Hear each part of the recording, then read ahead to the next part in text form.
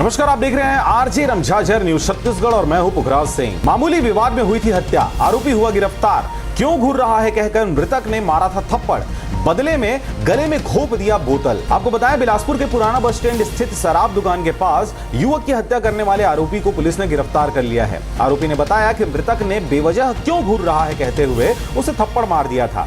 गुस्से में आकर मैंने बियर की बोतल से हमला कर उसकी हत्या कर दी, वहीं मौके से फरार हो गया था। मामले का खुलासा करते हुए आईपीएस पूजा कुमार व एडिशनल एसपी उमेश कश्यप ने बताया कि दयालबंद क्षेत्र के मधुबन निवासी राहुल सिंह चौहान 25 वर्ष और 25 अगस्त की रात को लगभग 11 बजे पुराना बस स्टैंड स्थित शराब दुकान के पास आरोपियों ने बियर की बोतल से हमला कर दिया था। युवक के सिर व गर्दन में बियर की बोतल मारने से उसकी मौत हो गई थी। मामला दर्ज कर तारबहार पुलिस आरोपी की तलाश में जुटी हुई थी, लेकिन सीसीटीवी कैमरे में कैद हुई धुंधली फुटेज के कारण आरोपी का पहचान नहीं हो पा रहा था। साइबर टीम भी आरोपी की तलाश में जुटी हुई थी। इस बीच पुलिस ने फुटेज के आधार पर आरोपी का एक स्केच जारी किया गया। वहीं उसकी तलाश में बिलासपुर, रायपुर और भाटापारा समेत कई जिलों में छापामार की कार्रवाई की गई, लेकिन आरोपी का पता नहीं चल पा रहा था। बुधवार को पुलिस को सूचना मिली कि संदेही युवक जिला अस्पताल में नजर आया है।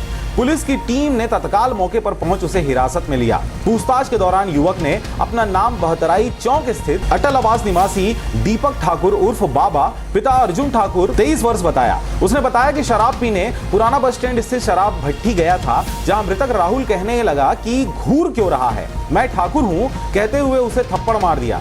इस पर गुस्से में आकर मैंने बियर की टूटी बोतल से उस पर हमला कर दिया था। घटना के बाद बोतल को पास ही फेंक दिया था, वहीं कपड़े को थैले में भरकर फरार हो गया था।